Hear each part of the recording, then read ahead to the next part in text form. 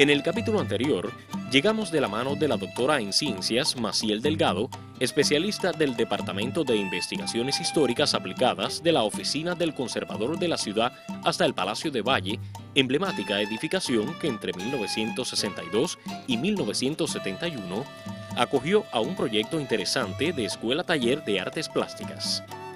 Hoy continuamos desentrañando los propósitos y el éxito rotundo de la Rolando Escardó. Escuela-Taller Rolando Escardó. Segunda parte. A los 3 meses de fundada la escuela, Mateo Torriente advierte un futuro prometedor.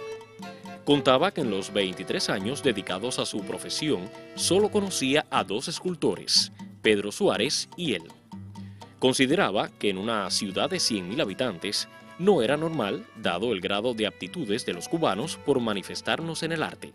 En el año 60 ya ha triunfado la revolución y Mateo es designado para ir a Europa a prepararse, a buscar metodología, a buscar currículum de formación para aplicar esa preparación artística en las escuelas secundarias en Cuba, es decir, como una asignatura más del currículum general de los estudiantes. Y a eso se suma nuevamente entonces la figura de Samuel Feijó en la fundación de la Escuela Taller Artes Plásticas. Samuel Feijó es un hombre que viene de una estirpe popular. Samuel Feijó es un hombre que en buena medida es un autodidacta. Desde el punto de la escolarización, él hace niveles de enseñanza en el Instituto de La Habana, luego viene para Cienfuegos y a partir de ahí es un hombre de un gran talento, es un hombre humanista, es un erudito de la cultura popular y su formación va a ser sobre todo de carácter autodidacta. En la década del 50, a la altura del año 57, Samuel Feijó está vinculado a la Universidad Central de Las Villas y dentro de la Universidad Central de Las Villas está dirigiendo el Departamento de Estudios Folclóricos. Y entonces esto lo va dotando en esa condición de autodidacta, lo va dotando también de sentidos en torno a la formación para la investigación y para la comprensión desde la academia del arte popular. Entonces, estas 2 personalidades confluyen y justamente a partir de estos presupuestos se declara entonces el carácter experimental, innovador y te diría que inédito de esta escuela y de la experiencia que constituye esta escuela en relación con el sistema formador del arte en Cuba. Esta es una experiencia que no se ha repetido, que no sé hasta qué punto esta amplitud de intenciones puede estar en los sistemas formativos que vinieron luego, incluso los del sistema. De ahí el valor que tiene esta experiencia que en algún momento, en una entrevista que concedió Mateo Torriente en el año 1964, Mateo está en la escuela hasta el año 65, noviembre del año 65, y en el año 64 él concede una entrevista al diario capitalino El Mundo del Domingo, donde él expresa: la expresión artística propia alcanzará aquí, es decir, aquí en la Escuela Taller, un rango internacional, y aquellos alumnos que no se desarrollen artísticamente podrán llevar a sus centros de trabajo, a sus hogares, los conocimientos adquiridos sobre arte y cultura. Es decir, él es pionero en esto que hoy conocemos como el desarrollo de la apreciación del arte. En los talleres de la escuela lo vimos dar acabado a piezas como Gavilán, La Montura, Lechuza, Bichitos o Nidos, entre tantas obras que allí realizó. Ejemplos preclaros de las competencias del alumnado y los propósitos ideológicos del artista nuevo que se pretendía formar asoman en esta fotografía. Otro ejemplo concreto es el del obrero electricista Enrique Coll, autor de esta combinación abstracta y de este busto, hasta hoy, el único que se conoce a Dionisio San Román, mártir del 5 de septiembre, cuyo nombre llevó la primera termoeléctrica cienfueguera al triunfo revolucionario. El busto se conserva hoy en la planta Carlos Manuel de Céspedes. En noviembre del 65, Mateo es un hombre que tenía padecimientos nerviosos, tenía su salud dañada, y Marta Arjona decide darle responsabilidades en La Habana como una manera de cuidarlo, como una manera también de tenerlo cerca porque el valor de la asesoría de Mateo era inmenso para todas esas tareas que en el orden del arte se proponía la revolución. Y va a tomar la dirección de la escuela en ese primer momento, desde diciembre del 65 hasta diciembre del 69, la figura de Carmen Clemades. Carmen Clemades, hasta donde yo he podido investigar, no he encontrado muchas más referencias de ella que no sea su expresión dentro de las actas de la escuela. Desconozco si llegó a hacer alguna obra propiamente de arte, pero lo que sí se puede inferir desde las actas, es que Carmen Clemades es una alumna de la escuela. En la matrícula del año 62, septiembre del 62, Carmen Clemades aparece como una de las alumnas.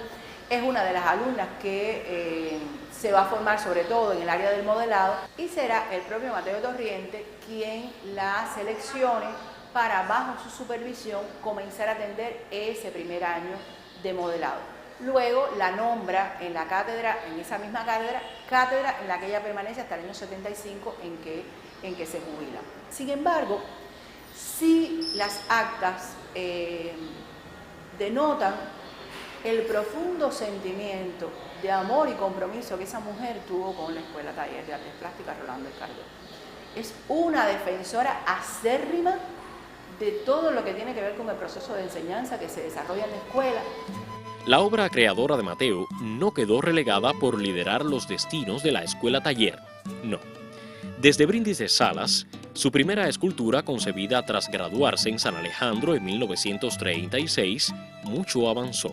A partir de enero del 69 y hasta el 75, pues la sucede en la dirección Leopoldo Suárez Lozano. Leopoldo es un hombre que llega a la escuela como uno de esos tantos trabajadores que vienen a la escuela a aprender, y él pertenecía a la sección sindical del Ministerio de Obras Públicas. Es un hombre que está vinculado a la construcción, y hay incluso algunos elementos de exposiciones de Leopoldo, algunos catálogos que denotan por el lugar donde fueron las exposiciones y por determinados elementos que él mantuvo un fuerte vínculo con el sindicato, con esa sección sindical de las obras públicas, después Ministerio de la Construcción. Y conversando con Marcé me hablaba de que Leopoldo era una persona que no era de un gran nivel cultural. Es una persona que se va formando dentro de la escuela, que va asumiendo pues la comprensión del proceso artístico desde lo que los profesores de la escuela le van proporcionando, pero realmente no es alguien que tenga un antecedente como era el caso de Mateo. No te hablo de Carmen Clemades por las precisiones que te hacía ahorita. Lo cierto es que en alguna medida por el contexto que está viviendo Cuba desde el año 69 hasta el año 75, un contexto de fuertes agresiones, de bloqueo, de conjunto de misiones de carácter revolucionario, y pienso que también por esa falta de densidad cultural que puede haber tenido esta persona. Lo cierto es que cuando uno revisa las actas terminan en el año 73.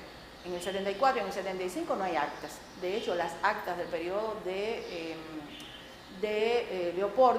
Leopoldo, pues ni siquiera están firmadas. No así ocurre con las de Mateo y las de Carmen Clemades. Y esto va dando, son detalles, pero son detalles que a un investigador nos van hablando ya de una laxitud en el proceso. Incluso dentro de las propias actas que existen, se habla mucho de la vinculación de los estudiantes en los contextos de trabajo voluntario, de movilizaciones militares, que prácticamente no podían venir a la escuela, y el propio Leopoldo está también vinculado a esas tareas, y esto va conduciendo ya a que es una etapa que denota que la escuela taller está expirando. Creo que también esto converge con presupuestos de formación del arte que a nivel nacional ya el país está proponiéndose en otro sentido. Desde marzo de 1962, la Rolando Escardó estuvo localizada en el Palacio de Valle.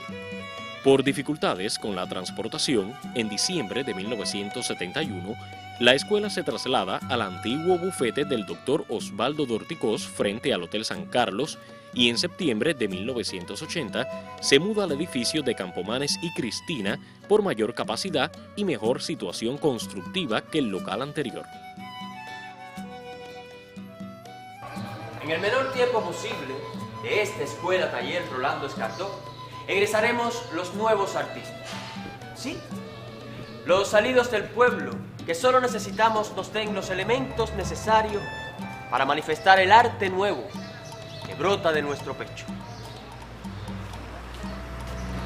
Gracias, maestros. Gracias, Mateo, por abrir esta escuela taller de día y noche, por convertir este edificio en el templo del arte para el pueblo. Gracias.